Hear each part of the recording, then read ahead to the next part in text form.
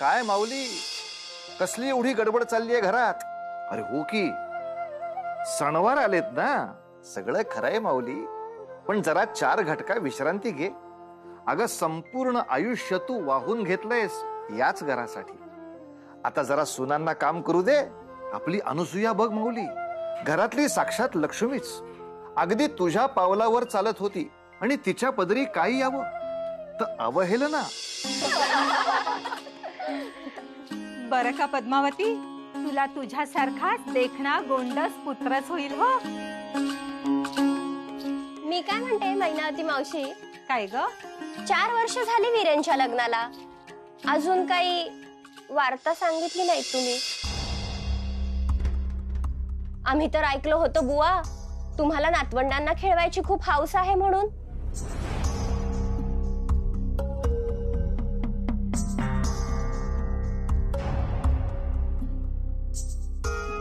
आओ मावशी. बस, अति झालंय. असह्य होतंय मला. अगं एवढ्या वर्षात एक साधा वारस देऊ शकली नाहीस तू. पूर्ण नगरात कुठं तोंड दाखवायला जागा शिल्लक ठेवली नाही या अपशकुनी बाईने. अगं कुठलं पाप माझ्या माथी मारतेस तू? पण आई, ह्यात माझा काय अपराध आहे?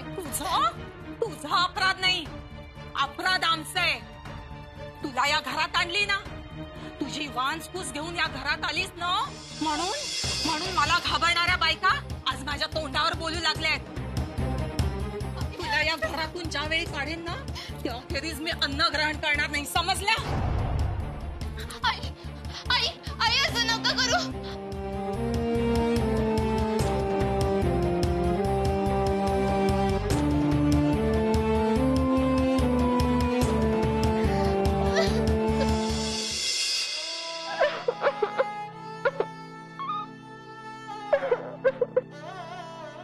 अनुसूया, शांत हो. मला कपिल कडून सारे काही समजले आहे. मी आईशी बोलेन.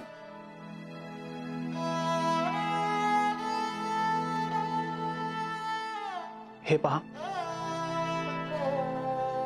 आपल्याला अपत्य झाले नाही तरी चालेल, पण माझे तुझ्यावरील प्रेम यात किंचितही कमी होणार नाही. पण आई, ही रागाच्या भरात बोलली असेल, शांत झाली की करेल भोजन. मी तिला ओळखतो. नाही, तरीही मला असे वाटते की मीच तुमची अपराधी आहे. तुझी अवस्था नाही हो बघवत मला. मी म्हणते, एक पुत्र जन्मास घालू शकत नाही अशा सुनेचा काय उपयोग आपल्याला?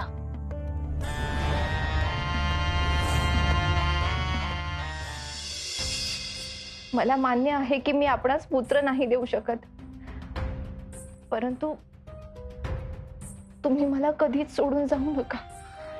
तू वेडी आहेस का? मी तुझ्याशिवाय नाही जगू शकत, म्हणून तू असा विचार करणं बंद कर. मी तुझ्या सोबत आहे, अगदी शेवटपर्यंत.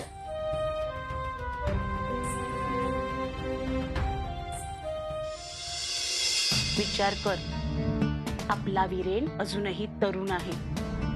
मी म्हणते दे करून त्याचं दुसरं लग्न. मी मदत करीन हो तुला. तुझ्या शब्दाबाहेर नाही जायची ती. शिवाय तुझ्या घराण्याला वारसही देईल हो. पटतंय का? उपाय तर चांगला आहे, पण माझा पुत्र त्या पांढऱ्या पावलाच्या बाईच्या पायाखालचं मांजर बनलाय. त्याचं काय? तो तयार होणार आहे? अगं तुला समजत कसं नाही? तू आई आहेस ना त्याची. तुझा पुत्र तिच्या ताब्यात जातोच कसा? तू त्याचा ताबा घे. शांतपणे विचार कर आणि ठरव. हा शेवटचा उपाय आहे, नाहीतर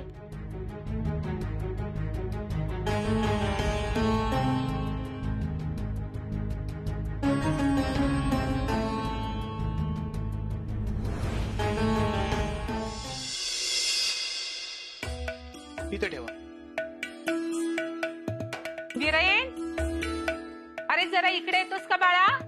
हो आई, आलो आलो. ऐका, अजून 4 गोणे आहेत, इथेच ठेवायचे. ठीक आहे? हो चालेल, मी आलोच. ये बैस इथे. मला तुझ्याशी की नाही अत्यंत महत्वाचं बोलायचं.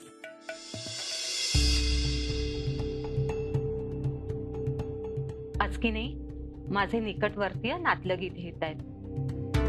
माझी बहीण, तिचे यजमान आणि त्यांची सुंदर मुलगी कांचनमाला.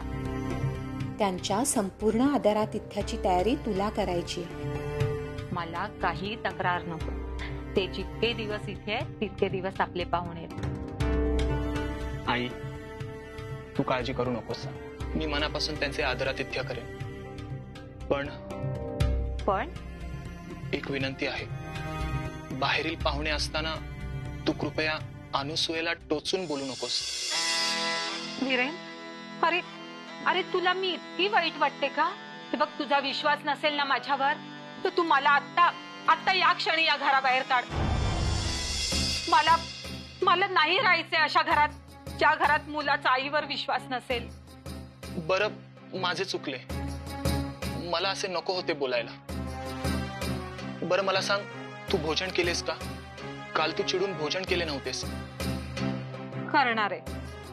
पाहुणे आल्यावर त्यांच्या सोबतच करणार आहे. आई, तू खूप चांगली आहेस. येतो मी. बर.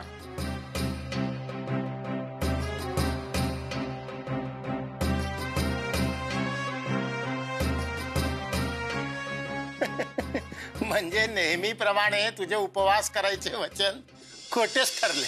कोण म्हणाल? मी अनुसयला या घरातून हाकलण्याची परिपूर्ण योजना आखलीये आणि ती आजच यशस्वी होणार आहे. त्या आनंदातच मी भोजन करणार आहे. म्हणजे तू खरेच कांचनमालाला बोलवले आहेस? कारण तिचं आणि वीरेनचं लग्न लावून देणार आहे मी. पण वीरेन कसा तयार? ही एका आईची करामत आहे जी कधी चुकणार नाही. कळालं? तुम्ही बसा खवटदाणे खात. मालकीनबाई, पाहुणे आले बरं का? पाहुणे आले. पाहुणे बसलात काय? ठेवा ते दाणे. वीरेन, अरे पाहुणे आले रे. चला चला.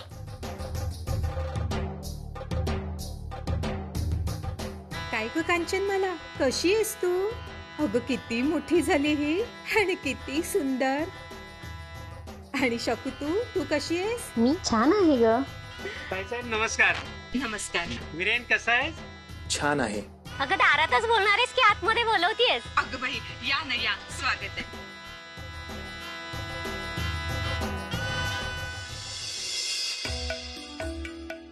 ताईसाहेब, तुम्ही पण आमच्या बरोबर भोजनाला बसले असते तर? नको, राहू द्या. होऊ द्या तुमचं.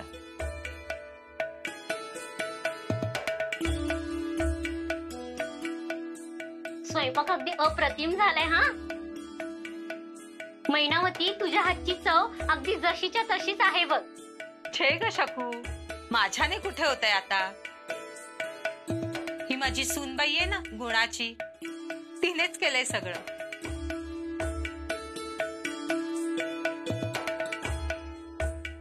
मला थोडी शर्करा हवी होती. मी आणते.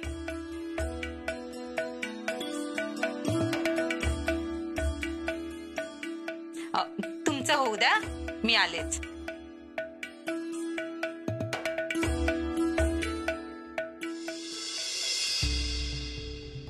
दे माझ्या. अहो आई, तुम्ही कशाला आलात? अगं राहू दे ग, त्यात काय झालं? आई, मी देते. बरं मला एक सांग अनुसूया, ती कांचनमाला कशी वाटली तुला? खरं सांगू आई, अगदी नक्षत्रासारखी आहे. मला तर दृष्ट काढावी असे वाटून गेले क्षणभर. हो ना? हो. कशी जोडी वाटेल अगदी दोघांची. जोडी कुणासोबत? कुणासोबत म्हणून काय विचारतेस? आपल्या वीरेन सोबत.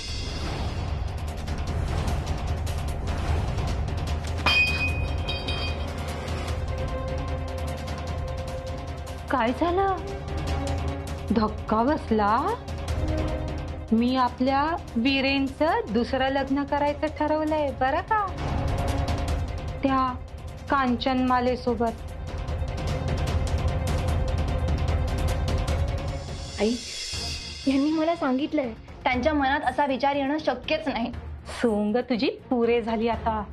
सारखं रडगण गाऊन गाऊन त्याला असं मुठीत धरून ठेवलेस. नाही, पण कधी कधी त्याच्या मनाचा विचार केलास? काय त्याच्या अपेक्षा आहेत? त्याला पुत्र हवाय, पुत्र. या घराला वारस हवाय जो तू देऊ शकत नाहीस. तो वारस ती कांचन मला देईल. आई, केवळ वारस हवाय म्हणून माझे त्यांच्यावर खरंच खूप प्रेम आहे आई. प्रेम आहे ना? मग जा ना त्याच्या सुखासाठी त्याला सोडून कायमची. अहो सामिली, मी जर तुझ्या जागी असते ना तर एव्हा ना विहिरीत उडी मारून जीव दिला असता. आता माझं तोंड बघत काय उभी राहिली आहेस इथे? निघून जाते.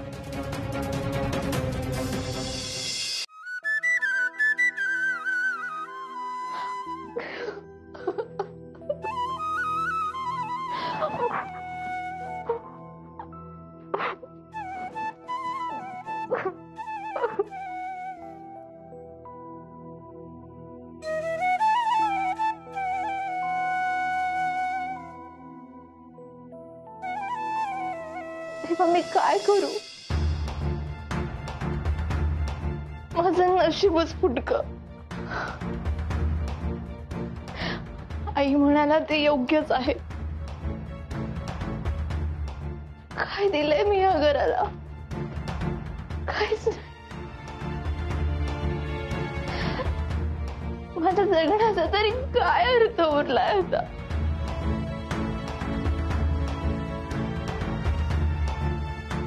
काय करू आता जगून?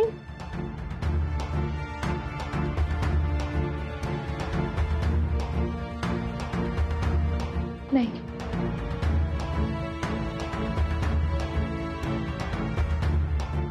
यांनी दुसरे लग्न करायलाच हवे.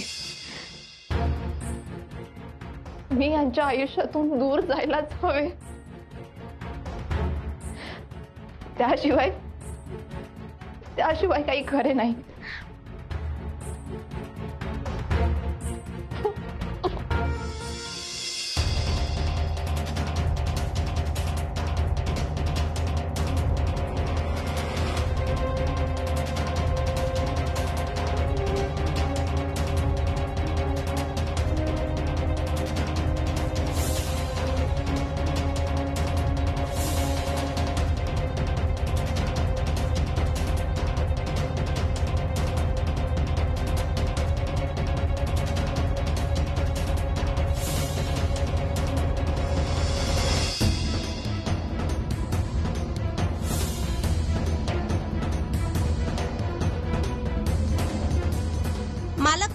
मालकीनबाई विहिरीच्या दिशेने धावत गेल्या आहेत. काय?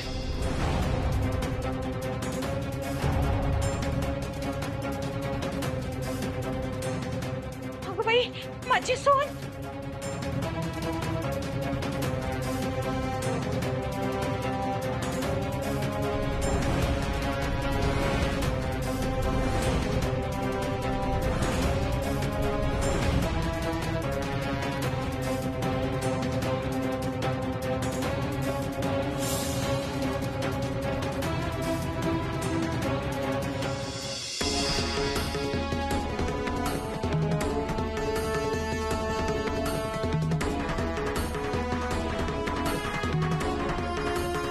मी आपल्या वीरेंचं दुसरं लग्न करायचं ठरवलंय बरं का, त्या कांचनमाले सोबत.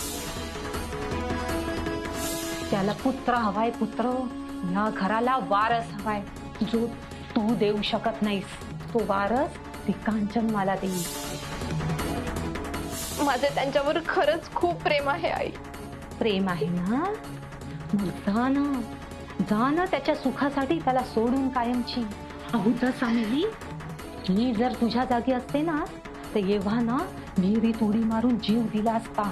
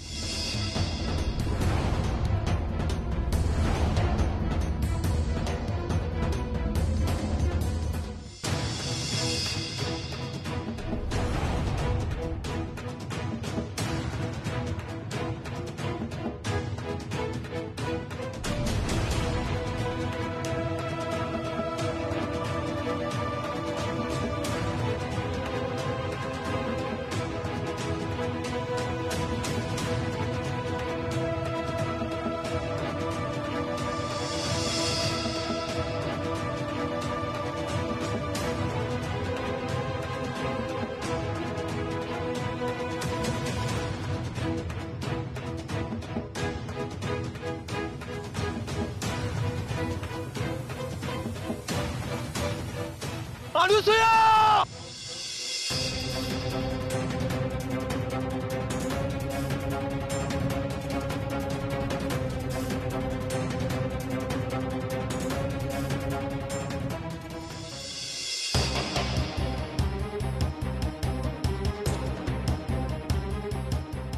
मला नाही जगायचं, का वाचवलं मला? अनुसूया! वेळ लागले का तुला? काय करतेस तू हे?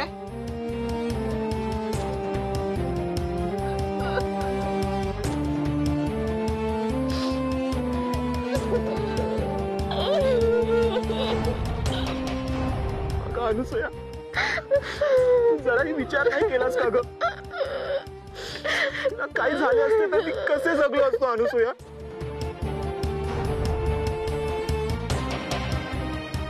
मला एकच माहित आहे, मी स्त्री म्हणून जन्म घेतला असला तरी तुम्हाला पुत्र नाही देऊ शकत. तुम्ही ह्या सुखापासून वंचित राहू नये म्हणून दुसरा विवाह करा. मला मरू द्या. बास, पुरे झाला आता. अखेरचं बोललीस हा? एक गोष्ट ध्यानात ठेव, माझे केवळ आणि केवळ तुझ्यातच सुख आहे. आणि तुला जर काही झाले तर मी स्वतःलाही संपवून घेईन.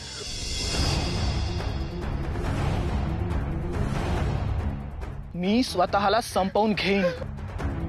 त्याला संपवून घेईन. छान हा मैनावती, हाच अपमान करून घ्यायला बोलवलं होतं का आम्हाला?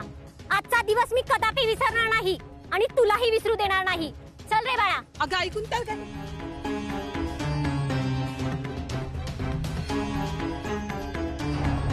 अगं अगं कुठे चालली तू? अगं अगं मैनावती, मैनावती.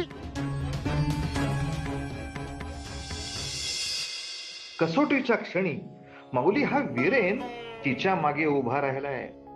अगं याहून अधिक सुवासिनीला काय हवं?